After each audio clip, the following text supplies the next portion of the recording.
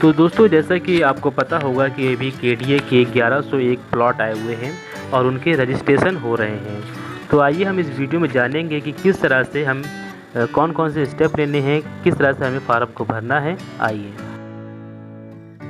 तो दोस्तों, सबसे पहले आता है एप्लीकेशन प्रोसेस। आपको करना क्या है कि आपको रजिस्ट्रेशन बुकलेट को किसी भी एक्सिस बैंक की शाखा से 105 रुपये देकर प्राप्त करना है। फिर आपको उसको अच्छे से पूरी तरह से भरना है। भरने के बाद आपको पंजीकरण शुल्क, जो भी भूखंड आप चाहते हैं उसका 10% मूल्य को आप जमा करना पड़ेगा आपको इस आवेदन पत्र के साथ में। यदि आप अपने फॉर्म में कुछ कमी रह जाती है, कुछ गलती रह जाती है, तो आपका फॉर्म दोस्तों रिजेक्ट भी हो सकता है, इसलिए इसको ध्यान से भरिएगा। पात्रता: आवेदक भारत का नागरिक हो, आवेदक की आयु 18 वर्ष से अधिक हो, आवेदक या उसके परिवार के आश्रित व्यक्तियों के पास उत्तर प्रदेश में आवास विकास परिषद, इम्प्रूवमेंट ट्रस्ट, स्थानीय निकाय या सहकारी संस्थाओं के द्वारा विकसित क्षेत्र से आवंटित मकान या भूखंड ना हो। आवेदक और उसके परिवार से तात्पर्य पति, पत्नी और अवयस्क बच्चों से है। EWS श्रेणी के आवेदकों की वार्षिक आय 3 लाख रुपए से अधिक नहीं होनी चाहिए। आवेदक को सक्षम अधिकारी द्वारा जारी आय प्रमाण पत्र निर्धारित प्रारूप में संलग्न करना अनिवार्य है। दोस्तों, पंजीकरण धनराशि: रजिस्ट्रेशन अमाउंट: संपत्ति के कुल मूल्य की 10% धनराशि पंजीकरण के रूप में आवेदन के साथ जमा करना होगा। नकद, बैंक ड्राफ्ट या बैंकर चेक के द्वारा धनराशि जमा की जाएगी।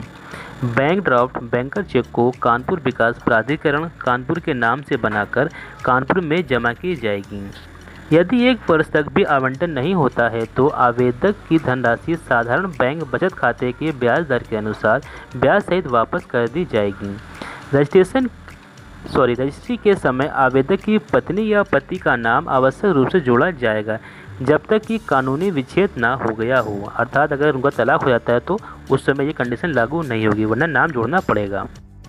आवंटन प्रक्रिया: अलॉटमेंट प्रोसेस: भूखंड का आवंटन मैनुअली प्रणाली के माध्यम से लॉटरी द्वारा किया जाएगा। आवेदक द्वारा गलत सूचनाएं दिए जाने पर या तथ्यों को छिपाने पर भूखंड का आरक्षण आवंटन निरस्त करके पंजीकरण धनराशि को जब्त कर लिया जाएगा। आवंटन का शासन के आदेशानुसार आरक्षण की सुविधा भी दी जाएगी, जिसके लिए सक्षम अधिकारी द्वारा जारी प्रमाण पत्र संलग्न करना अनिवार्य है। आरक्षण तालिका दोस्तों इस प्रकार से है, आप इसको देख सकते हैं। यहाँ देखिए, इस क्रम में दोस्तों सबसे पहले आता है अनुसूचित जाति 21%, अनुसूचित जनजाति 2%, अन्य पिछड़ा वर्ग 27%, सांसद, विधायक, स्वतंत्रता सेनानी 5%, सरकारी सेवक या सुरक्षा सेवा के कर्मचारी जिनकी आयु 50 वर्ष से ऊपर हो वो 5% पाने के अधिकारी हैं।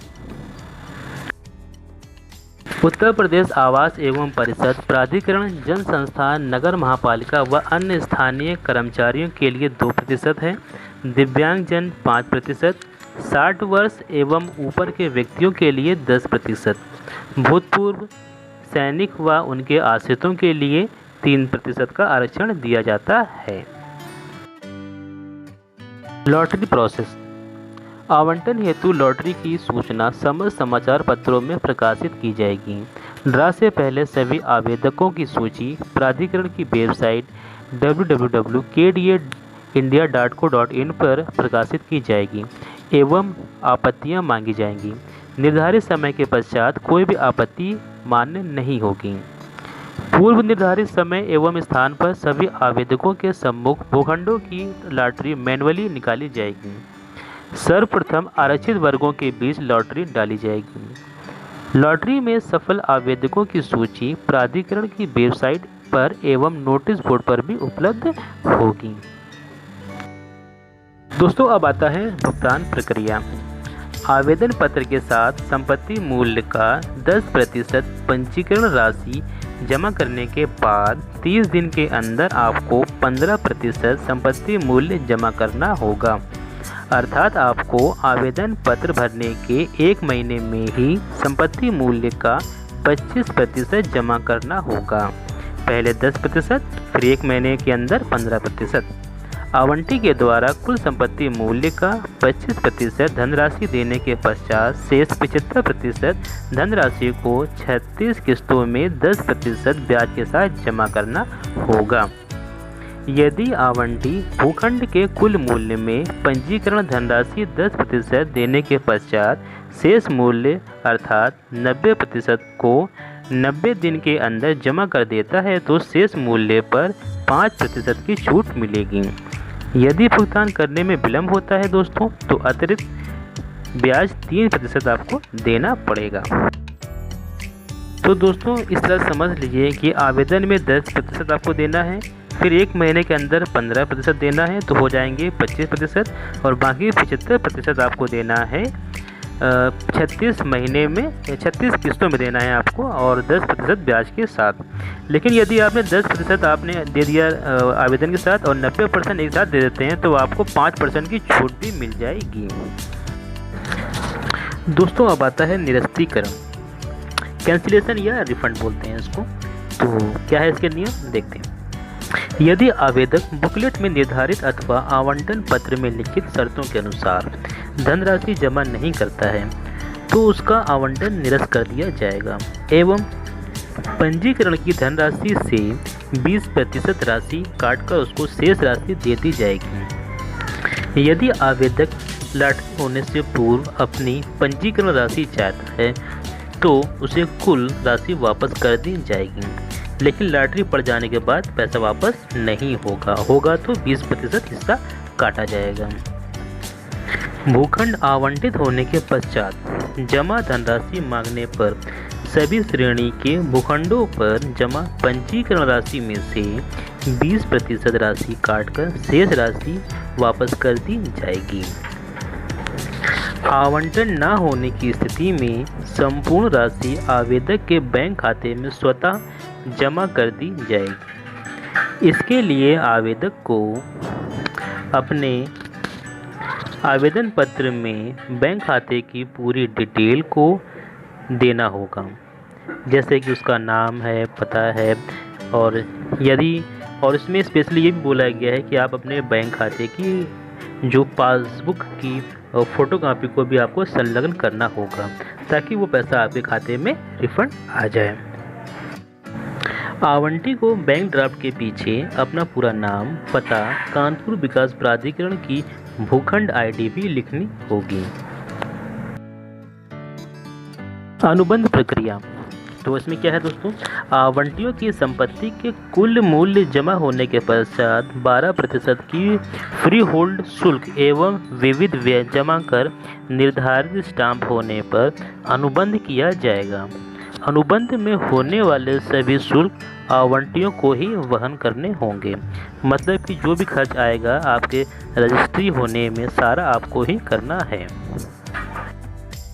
कब्जे की प्रक्रिया, रजिस्ट्री होने के बाद कब्जा दिया जाएगा। इसके बाद दोस्तों कुछ अन्य शर्तें हैं। वो शर्तें क्या हैं, यदि बुकलेट में निर्धारित भूखंड के आकार में परिवर्तन होता है तो उसे आवंटी को मानना पड़ेगा। यदि कॉर्नर वाला भूखंड है तो संपत्ति मूल्य का 10% अतिरिक्त धनराशि देना होगा। स्थानीय निकाय को भूखंड के हस्तांतरण तक रख रखाव का सारा शुल्क देना होगा और भूखंड से जुड़े सभी शुल्क आवंटी को देना होगा। भूखंडों की विवरण तालिका, तो दोस्तों इसमें सबसे पहले आता है कालिंदी भाव सिंह नगर, EWS में है ये, और अनुमानित क्षेत्र है 30 वर्ग गज, भूखंड है 6 और राशि है 1,05,000 रुपये। रतनपुर विस्तार पार्ट 2 27 वर्ग गज में है, 39 संख्या है और रजिस्ट्रेशन फीस जो है वो 90,450 रुपये है। रतनपुर विस्तार पार्ट 1 30 वर्ग गज 181 है और इसमें जो 1,05,000 रुपये है। पनकी गंगागंज फेस 1 EWS 30 वर्ग गज 16 में आती है और 1,05,000 रुपये ही इसका रजिस्ट्रेशन फीस है।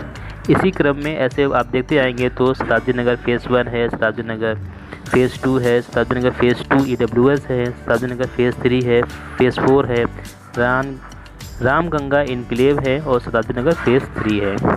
तो टोटल 371 भूखंड हैं दोस्तों, और इसमें सब कुछ हम आपको बता चुके हैं।